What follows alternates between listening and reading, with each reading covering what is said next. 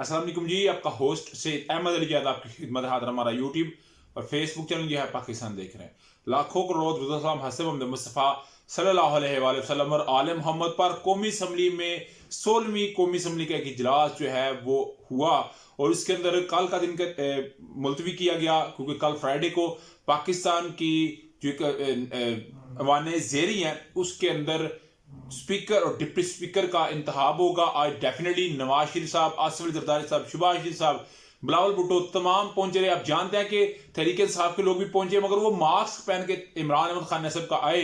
अली मोहम्मद खान को देखा जाए, शेर अफजल मरवत को देखा जाए, जरताज गुल साहबा को देखा जाए, यानी कि आज एक भरमार थी उन लोगों की कि जो इमरान अहमद खान नसब के डाई हार्ड या डैम हार्ड सपोर्टर थे।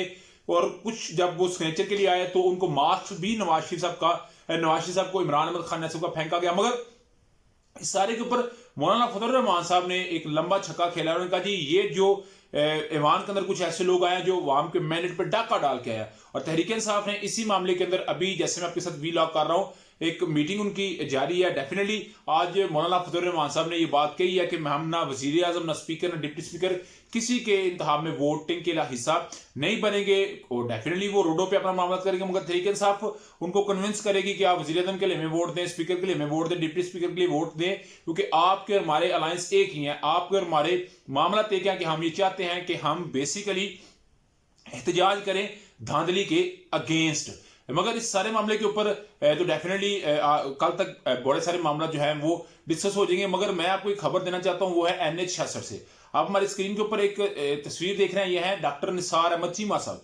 डॉक्टर निसार अहमद चीमा साहब ने 7 न्यूज के ऊपर यह बयान दिया कि मुझे जितवाने की पेशकश की गई, मगर मैंने कहा अगर मेरे लीडर ने वोट को इज्जत दो की बात की है तो फिर वोट को इज्जत दो की बात होनी चाहिए और हर सूरत होनी चाहिए। बेसिकली ये NH66 बनता है, ये मेरी कॉन्स्टिट्यूंसी बनती है, ये मेरा ही हल्का बनता है और मैंने इधर वोट भी डेफिनेटली कास्ट किया है। मगर याद रखिएगा 2 बड़े हल्के, बेसिकली ये हामद नसर चट्टा साहब साबका स्पीकर कौमी असम्बली, उनका बेटा मोहम्मद अहमद चट्टा साहब, उनका मुकाबला बेसिकली हुआ डॉक्टर निसार अहमद चीमा साहब से। और इन्हीं के बड़े भाई जो जस्टिस थे रिटायर इफ्तिखार अहमद चीमा साहब, उनके साथ इनका मुकाबला चलता रहा और डेफिनेटली ये हारते रहे। मगर इस दफा 56,000 की लीड से मोहम्मद अहमद चट्टा साहब जो है वो कामयाब हुए।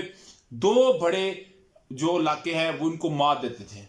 हामद नसर चट्टा साहब के बेटे अहमद चट्टा साहब को एक वजीराबाद का और एक सोदरेकाल का बनता था, मगर इस दफा अवाम ने इन 2 जगह से भी, सोदरा और वजीराबाद से भी ठीक तरीके से वोट दिया अहमद चट्टा साहब को। मुझे नहीं समझ आ रही कि हर जगह से जब अहमद चट्टा साहब जीत रहे हैं तो फिर इसका मतलब है जो उनको पेशकश की गई वो यही थी कि हम आपको कोई बीच वाले रास्ते में से क्रॉस करा के मेंबर नेशनल असेंबली दोबारा बना। उन्होंने कहा जी नहीं, जो वोट की इज्जत है उसको वोट को इज्जत देनी चाहिए। अगर मेरा लीडर वोट की इज्जत दे रहा है तो फिर मुझे तो मेरा ख्याल है लीडर को भी तस्वर करना चाहिए, समझना चाहिए कि उसका जो है वो एक कारकुन उसके लिए क्या बात सोच रहा है, उसका MNA उसके लिए क्या सोच रहा है, तो लीडर साहब खुद का सोच रहा है। तो ये एक खबर थी और इसमें सदाकत ये है कि हर जगह से इवन ये भी खबर है कि जो उनके अपने हलका था कठोर कलां, जहां के जस्टिस साहब खुद है, वहां से भी वो हार चुके हुए थे।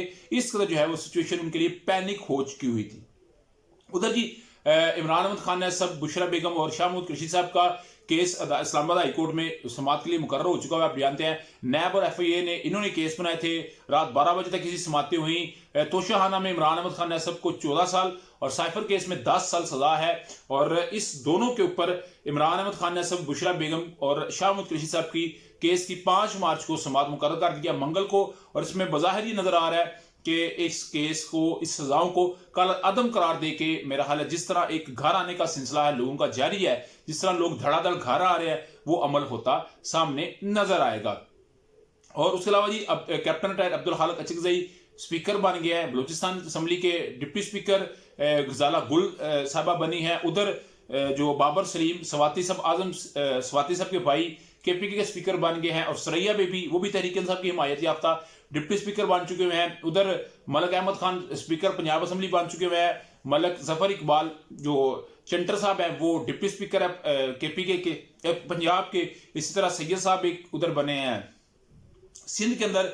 मगर कल वफाक के अंदर एक बड़ा अहम मार्का जो है आमिर महमूद डोगर तहरीक इंसाफ यानी कि सुन्नी इत्तेहाद की तरफ से, और याद सदक होंगे पाकिस्तान पाकिस्तान मुस्लिम लीग नवाज की जानब से। और एक मेरा ख्याल है कड़ाकेदार कल मुकाबला होने जा रहा है, और तहरीक इंसाफ इसके ऊपर बार बार ये कह रही है कि ईमान को मुकम्मल किया जाए, उसके बगैर मेरा ख्याल है वोटिंग नहीं होनी चाहिए। आपका समझ मुझे लाजमी कमेंट से शेयर कीजिएगा। वीडियो पसंद है, चैनल को लाइक सब्सक्राइब अपने दोस्तों शेयर कर दीजिएगा।